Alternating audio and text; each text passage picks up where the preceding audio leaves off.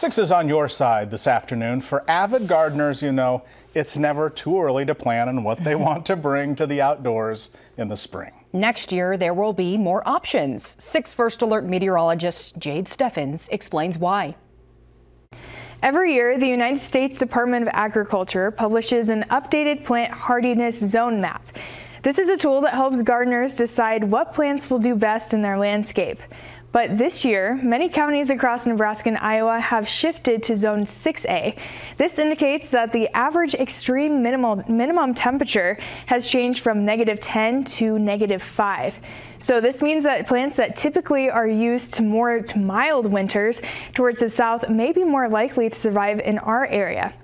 But experts recommend using caution and doing some research before buying these new plants.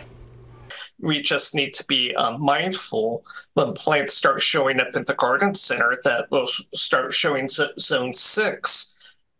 We want to use some caution before we purchase those and put them into the landscape because it's Nebraska. It can still get cold. Some Zone 6A plants include the Bermuda grass and the coneflower. The butterfly bush and the blue mistflower are both examples of some Zone 5 plants. For more information, you can check out the USDA hardiness zone map, and that can be found online. On your side, Jade Steffens, 6 News.